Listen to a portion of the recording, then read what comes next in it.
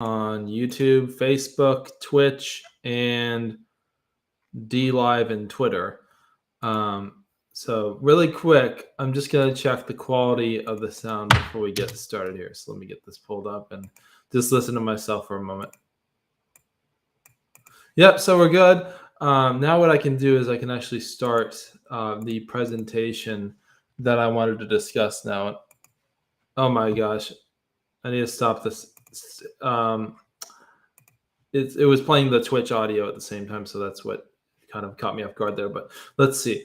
So yeah, everything is set up, and now what I wanted to go over, I do realize that my live streaming is really severely unstructured. So what I wanted to do first, this is just a brief rundown of the structure we're going to have with these videos in the future. Let me go to the chat here. Essentially, what's going to happen is we're going to have, let's see, a structure here we're going to be looking at basically for these live streams. It's going to be a very simple one. The first thing, of course, I'm going to read a poem by myself, poem by another poet, introduce a topic, talk for a bit, then we're going to go over some song lyrics, and then we will go over all of Shakespeare's sonnets in chronological order, just to like read them together as like a group kind of thing. And I realize that there is something in my eye that is causing me pain, but oh my gosh. Okay, let's just get started here. So I do have the poem I was going to read that's by myself. Let me get that pulled up. Hang on. It's from There's a Serenity in the Dark, which I believe is my 12th book, I think. Yeah, probably 12th. I have 14 books out. This is book number 12. Okay, here it is. This is the second to last poem from the third section, part 3. It's going to get to the beginning of it, then I'll start reading. I think this is one of my favorite poems in this book.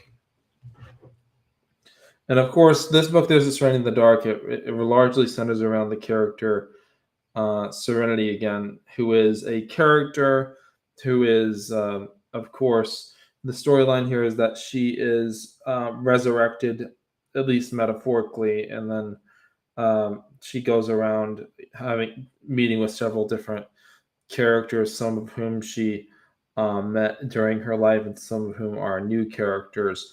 And this is just a poem, of course, since a lot of the poems do have double meaning. The main thing with this poem that I'm about to read is based on not my personal experiences per se, but more like thoughts that I was having at the time, sort of like in the same kind of theme of the rest of the book, which largely centers around that character of Serenity. So this is poem number 65 from part 3 of There is a Serenity in the Dark.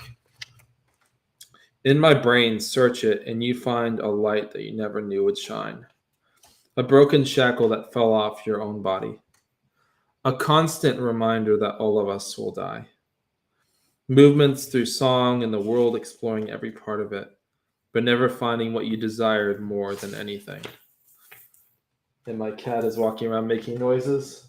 She's very interested in what's going on here. Come sit with me as I write, and you will indeed be my muse. Don't say a word. All I need is to see the torment in your face, the lamentation, the tears that will come from your eyes. As life goes on and we carry forward in our quiet lives, where we know we will never be able to escape from shadows cascading around us, calling forth more evil thoughts, daring to spit out venom into our dreams. The shadows caress our nightmares and nurture them so that they grow and threaten our sanity. All she feels is the kiss of pain, the lament of our final destination slowly approaching, true rational fear, guiding us toward an unpredictable future, where death is the one and only certain event. The final moments in our lives were all spent lamenting the mistakes we'd fallen into in our past. Her life was spent in shadows of powerful emotions that overflow the oceans, that cover every avenue and empty space in the world. Praise the Lord, we have found our salvation. Words never said with certitude, always warnings of fire from the skies, always slanderous lies. After her death, she gazed up at the sky, last few gaping breaths. She thanked the air that she could breathe it. She thanked her life, though cut short, that she could live at all. Intimacy is all we crave, to touch the clouds, touch the stars, and mingle with them.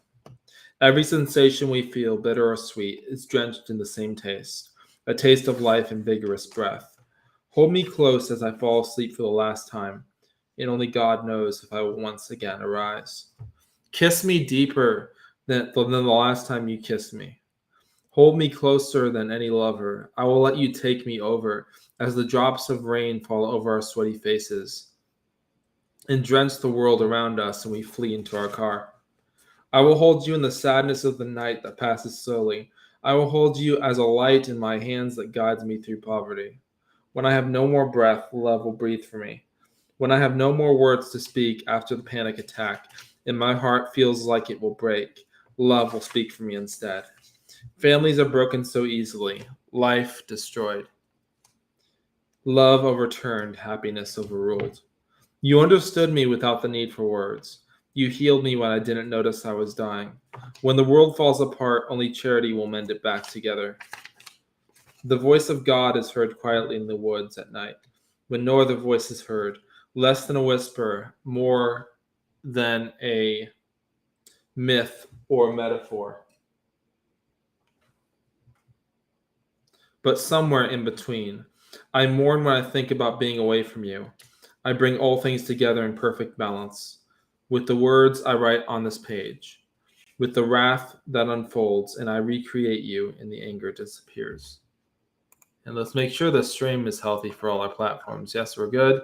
All right, so what I'm going to do now, let's see. I need to check my agenda really quick. Let's take a look at that.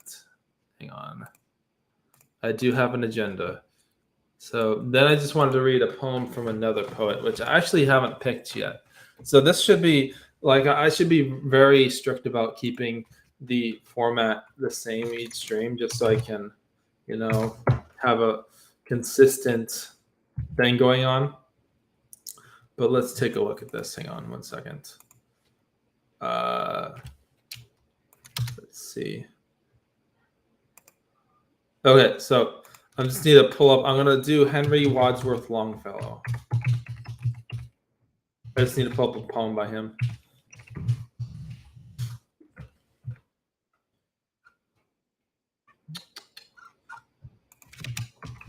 I know they're all public domain, so this should be easy to find.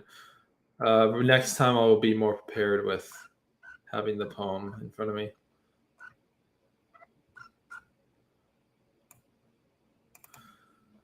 Okay, this is a poem by Henry Wadsworth Longfellow. It's called The Rainy Day. It was published in 1842. The day is cold and dark and dreary. It rains and the wind is never weary. The vine still clings to the moldering wall, but at every gust the dead leaves fall. And the day is dark and dreary. My life is cold and dark and dreary. It rains and the wind is never weary.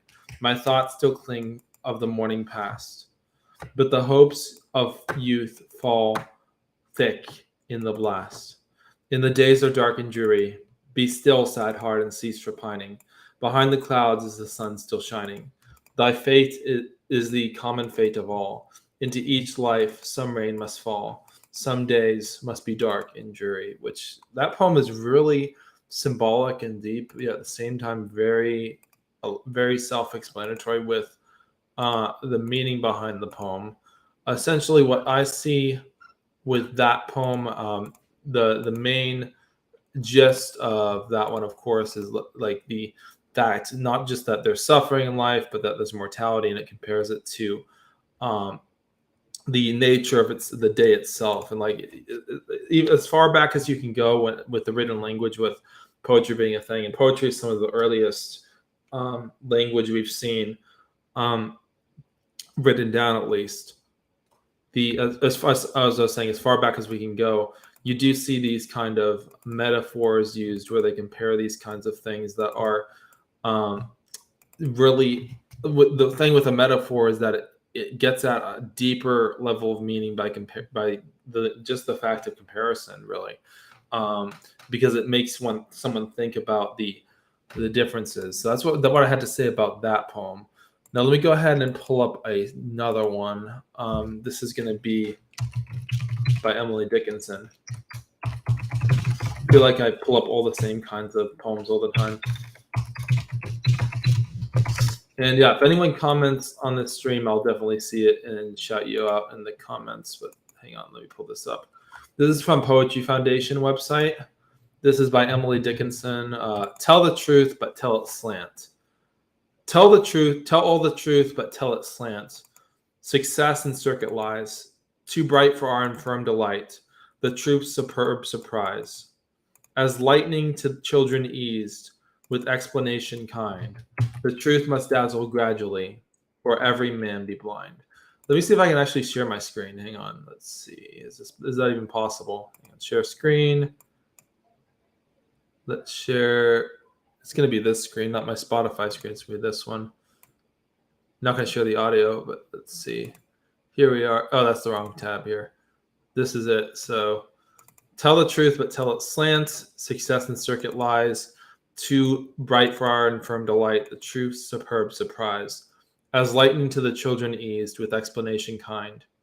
The truth must dazzle gradually, or every man be blind. And essentially, there's a lot to unpack here with this poem. The first thing is tell all the truth. That this is a contradiction. All the truth, but tell it slants. If you're telling it slanted, it's not really all the truth. And success in circuit lies, that means sort of like a circular thing. It's like sort of like how sort of like Dickinson is getting at that the origin of everything is circular in nature. And what happens here is that it's so too bright for our infirm delight. Not sure what that line means, but the truth's superb surprise. It makes you really think about how like you don't expect the truth to be some way, and then it really changes everything. But as lightened to the children ease with explanation kind. There is this poem has so much packed into it that what it does is it makes it hard to understand, but at the same time packs so much meaning into how many lines? 1, 2, 3, 4, 5, 6, 7 lines. This is what you should be aiming for with poetry, essentially. I know the simpler poems do have a place with trying to get people to understand a simple point or get a certain kind of emotion, but this is like just power packed with meaning. The truth must dazzle gradually. So that's another contradiction. Dazzle gradually. If something dazzles someone, it dazzles someone immediately, but gradually is really slowly. Or every man be blind. Like what she's doing here, this is just a genius work of art here because it's something you really have to think about. But at the same time, what Dickinson did was, she, of course, as most people know, she wasn't really famous during her life. She had one of her friends or family members attempted to publish all her poems after she was deceased. And with that, what happened was, of course, they were submitted for publication. But when they were submitted for publication, what happened was they changed the meaning of the poem. Like they added rhyme. They literally changed her words in substantial places, which caused a whole bunch of problems for Miss Dickinson, I would say. So essentially that was what happened there. And then only, of course, years later do we get editions of Emily Dickinson's work, which are essentially unaltered. Let me go ahead and stop sharing my screen here. So now, yep. So that's the first one I want to discuss. Let me go ahead and look at my agenda again to see what else is happening. Okay. Then I wanted to introduce topic 1. The thing is, I don't have a topic 1 for today. So what I'll go ahead and talk about is just the idea, of course, of making it big, quote unquote, on YouTube or whatever platform you want to talk about. I believe it's been so unreasonably hard in my case just to get the word out there. I don't at this point I don't care about money or anything. It's just getting the word out there regarding the poems.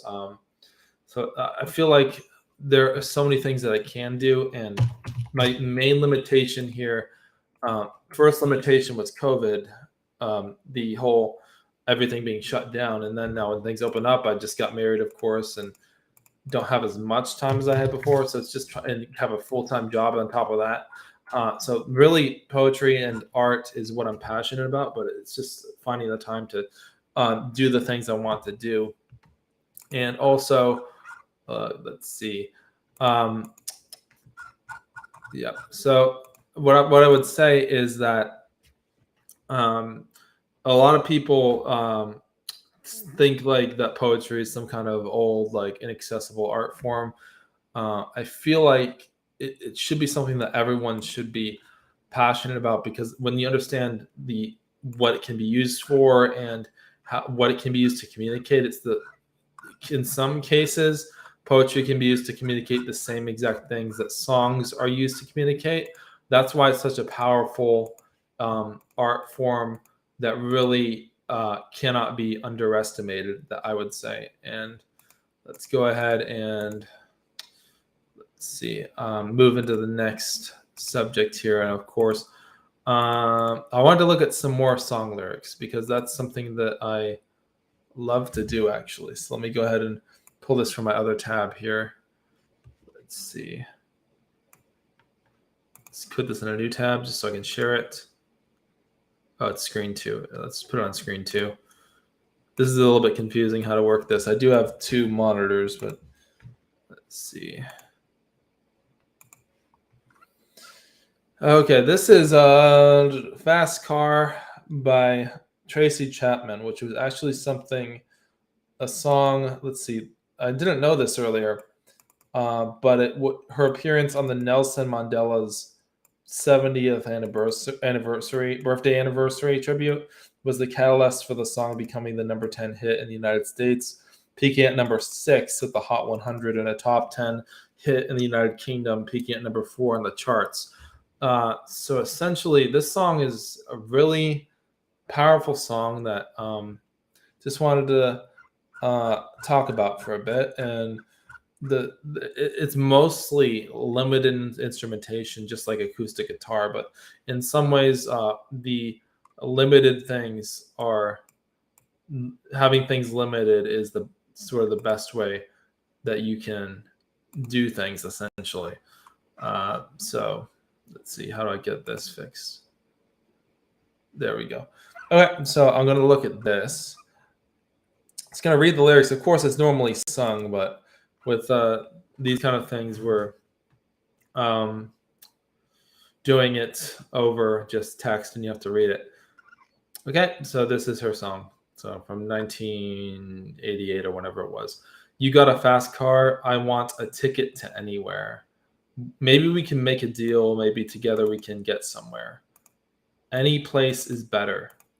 Starting from zero, got nothing to lose. Maybe we'll make something. Me, myself, I got nothing to prove. You got a fast car. I got a plan to get us out of here. I've been working at the convenience store. Managed to save just a little bit of money. Won't have to drive too far. Just cross the bridge into the city. You and I will both get jobs. Finally see what it means to be living. See, my old man's got a problem. He lives with a bottle. That's the way it is. He says his body's too old for working. His body's too young to look like his. When Mama went off and left him, she wanted something more from life than he could give. I said, somebody's got to take care of him, so I quit school. That's what I did. You got a fast car. Is it fast enough so we can fly away? We got to make a decision, leave tonight or live and die this way. So I remember when we were driving in your car, speeding so fast, it felt like I was drunk. City lights lay out before us, and your arms felt nice wrapped around my shoulder. And I had a feeling that I belonged. I had a feeling that I could be someone, be someone, be someone. You got a fast car. We go cruising, entertain ourselves. You still ain't got a job. And I work in the market as a checkout girl. I know things will get better. You'll find work and I'll get promoted. We'll move out of the shelter, buy a bigger house, and live in the suburbs. So I remember when we were driving in your car, speeding so fast, felt like I was drunk. City lights lay out before us, and your arms felt nice wrapped around my shoulder. And I had a feeling that I belonged. I had a feeling that I could be someone. You got a fast car. I got a job that pays all our bills. You stay out drinking late at the bar, see more of your friends than you do of your kids. I'd always hoped for better, thought maybe together you and me'd find it. I got no plans. I ain't going nowhere. So take your fast car and keep on driving. And yeah, that's the song. It's a really, I would say, kind of, a sad, a little bit on the sad side, I would say. And the reason that it is like that is because this the whole situation of the character in the actual song, or the speaker is of course living in the United States, is in poverty. And this, likely speaking, I can't say this, but it's likely, I don't know much about Tracy Chapman, but it's probably based largely on her life, before making it big, where you just have to get by in whatever way you can. And especially when you're, well, in my case, I'm supporting a family, but when you, of course, when you just have almost nothing in the world and just trying to prove to the world, not really, well, she actually has this lines here that says, me, myself, I got nothing to prove, but just trying to make enough money, enough money just to sustain your daily life and not to live in fear. And then when it does happen, the person she ends up with doesn't actually love her and spends more time at the bar than he does with her. So that is what's so sad about the song. When she finally gets what she wants, it never actually resolves her issues, which is all too common in the way things tend to turn out, I would say. So that's my commentary on that song. Really, I think genius.com is a great source for this kind of stuff. Oh my God. At this point, I feel like I could just be an English teacher with all this stuff. Like, I'm just want to talk about, poems and songs all day and all that kind of stuff. So, okay. So this is showing my activity here. Okay. This is lyrics by Green Day that I want to look at. It's actually from American Idiot, which is one of the best albums of all time, I would say. So we got this, of course, it starts out with this instrumental piece, which sounds amazing when you listen to it. And then you go into this part where it's about the character, what's her name. Of course, what I loved about this album is that it focuses so much on the actual characters that the band invents for the rock opera that they wrote. So let's just read the lyrics. She's an extraordinary girl in an ordinary world, and she can't seem to get away. He lacks the courage in his mind, like a child left behind, like a pet left in the rain. She's all alone. I can sing this. Oh my gosh. She's all alone. Again, don't want to get demonetized, but whatever. Or have YouTube take my money away from me when they find out that I'm singing the lyrics. Okay, she's all alone again, wiping the tears. I can't do it without singing it. Wiping the tears from her eyes. Some days she feels like dying. She gets so sick of crying. She sees the mirror of herself, an image she wants to sell to anyone who's willing to buy. He steals the image in her kiss from her heart's apocalypse, from the one called What's Her Name. She's all alone again, wiping the tears from her eyes. Some days he feels like dying. She gets so sick of crying. And then she's an extraordinary girl, basically. So even with so little lyrics here, there's still a lot to unpack. Not quite as dense as Emily Dickinson's poem we previously looked at, which was about 1, 2, 3, 4, 5, 6, about 8 lines. In just 8 lines, she packs so much in. Not quite as dense, but I wouldn't say that makes it have less value. This poem is a little bit more direct than Emily Dickinson's work, but you still have those packed metaphors here that are really show stuff about the actual, the character it's talking about and explain things.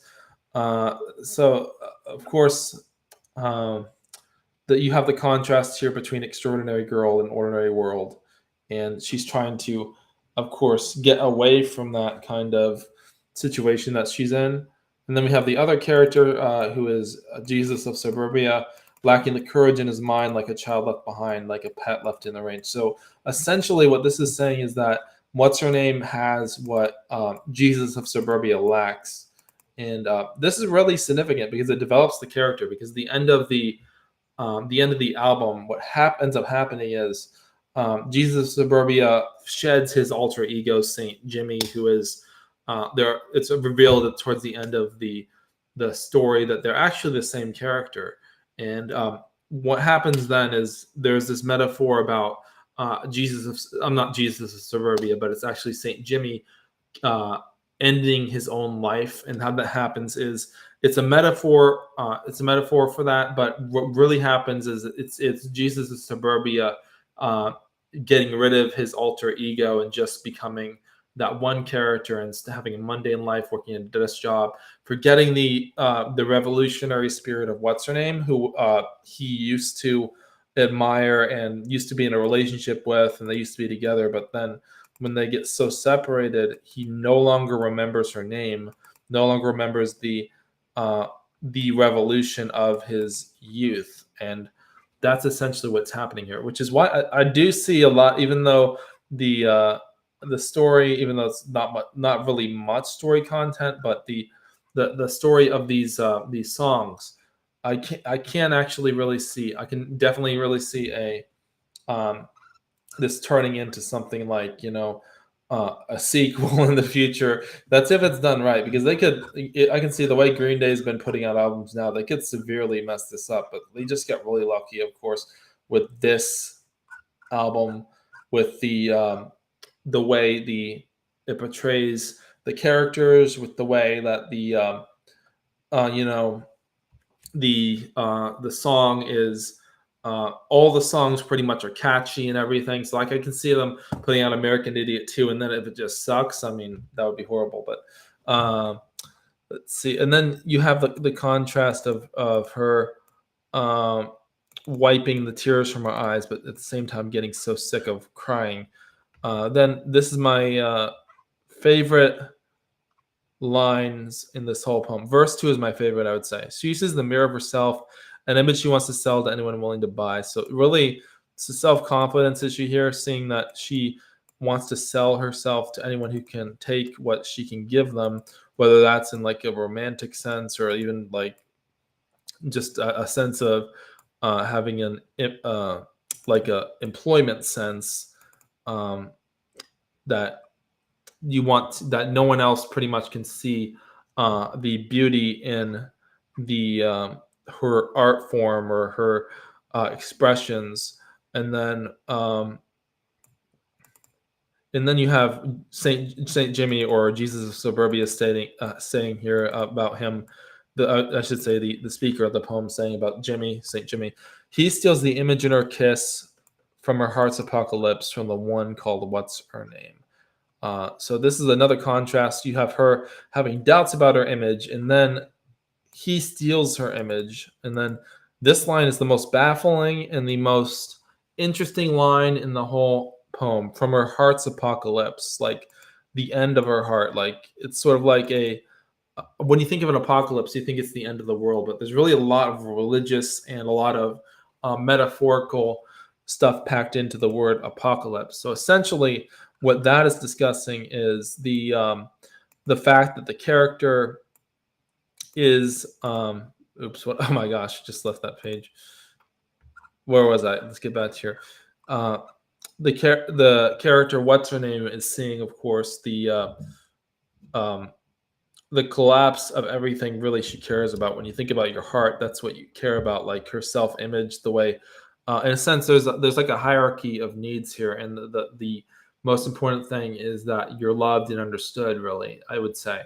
And because I would say that what's her name does not feel always loved and understood by those around her. Um, that's why it's really her downfall, I would say. And because she is something that is beautiful, she is something that's worth fighting for. That's why there's such a problem there. Um, and then you have she's all alone again, wiping the tears from her eyes. Some days it's not worth trying. Now they are both finding she's getting so sick of crying, and that's really simple lyrics. But the lyrics here that they're really, I would say that these lyrics really have a important point to get across. Let's go ahead and stop sharing the screen, and let's go ahead and close this tab. Okay, what was I going to look at now?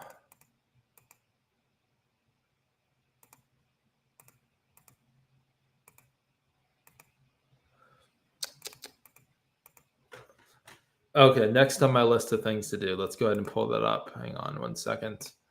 I had so we looked at some song lyrics. Now I just want to go one by one through all of Shakespeare's sonnets, doing one per stream. So sonnets by Shakespeare. Let's see. It's good, of course. You know how like a lot of companies are trying to keep works from going to the public domain pretty much perpetually.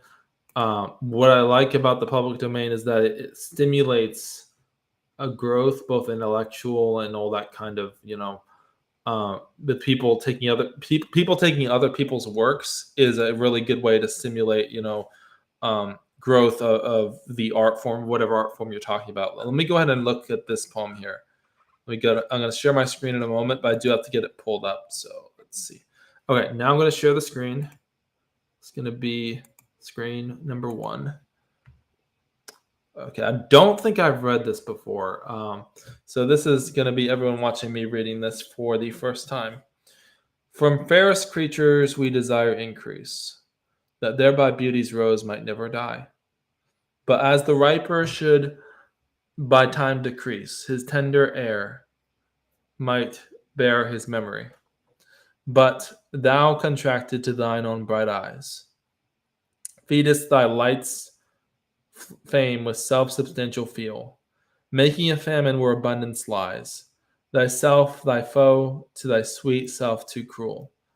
Thou that art now the world's fresh ornament, and only herald to the gaudy spring, within thine own bud buryest thy content, and tender churl makest waste in the guarding pity the world, or else this glutton be, to eat the world's due by the grave in thee. And that's essentially this poem. It's a little bit hard to understand. I think Shakespeare is a little bit hard to look at. Let's see. But they did, for this site, they did translate it into modern English. So let me look at that.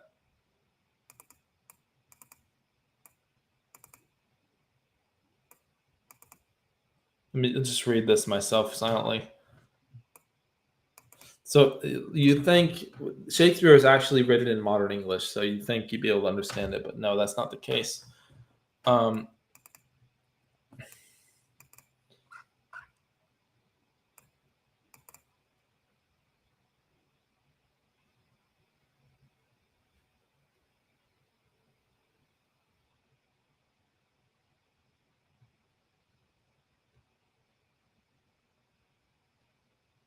Yeah, this is really talking about someone who doesn't want to reproduce in the sense of either having kids, or in the sense of putting the art out into the world, which means that like if you're not going to be speaking about something you believe in,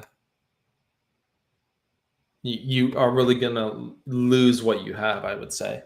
But that's what I take from that poem. I know it's this is probably most complicated because Shakespeare was way up there. I feel like what's happened is language. You think language would get more complicated as time goes on, but no, it's actually dumbing down. That's what's been happening. Um, as time goes on, people are using less intelligent language, I would say, especially with using a lot of bad words, and those words are only usually the same words. What language when language thrives the most is when you have one word that means one specific thing.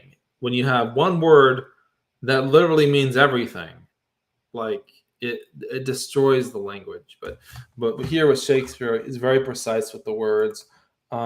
As time goes on, ironically, the language has been getting more and more, um, I would say, convoluted and not specific, which is causing a lot of confusion with language. And also, it's a kind of like a revolt against traditionalism, which is destroying how we communicate, is what I would say about that. Let's see. And let's see. What else is there to talk about? Oh my gosh, going to my Twitter. I forgot I'm sharing my screen. Okay, so what else is there to talk about? Let's see. I believe. Hang on. Okay, so apparently what I need to do is start reading more, because I don't read as often as I should, and I think reading is really the way that you learn things, really, regardless if it's just over something that is, regardless if it's something that is even just news reports or whatever. Like whenever you read, you're ingesting information, you're imagining things, and that really brings them to the forefront of your mind, which also in the end makes you really a more intelligent and easier to communicate person, I would say. And that is the goal that everyone should be striving toward. I just want to check something on Twitter really quick. Hang on. Let's check this. Hashtag poet. Let's see. It's amazing how frequent these posts are. Like I posted this 37 minutes ago onto Twitter, and it's a little bit down in the tags. So I think hashtags are really the way you find people. The only way I've been able to find people so far essentially has been just by spamming hashtags on Instagram, and I've stopped doing that because it's so tedious, and I feel like I'm just working on something that's not really productive, like when you just like spam a social media platform without actually putting out significant content, having people find you. Like really the way to do it is have people find you, not to go out and try to follow as many accounts as possible and get noticed, I think. So anyway, we have been doing this for about 38 minutes, I think. Yeah, let me check. 38 minutes. So I think we're done for today. I'm just going to go ahead and end the stream. And I do want to thank everyone for watching. It's been a great time. And anyone who did tune in to watch, really appreciate that. Anyway, I should be back soon. So trying to make these streams a little bit more of a regular thing. And of course, if anyone comments on any platform you're watching this on, I will be able to see the comments. So what else I'll say is just have a great day. And thank you for calling in. And that's it. This is my convoluted way to end out the call. It's like, how like when you're talking to a girlfriend, it's like, no, you hang up, you hang up. That's what this is now. So I'm just going to end the stream. Thank you for listening, everyone, and have a great night. I promise I'll do a longer stream one day. It's going to be like over an hour, but I think 40 minutes I'm just a little bit tired. So have a great night, everyone.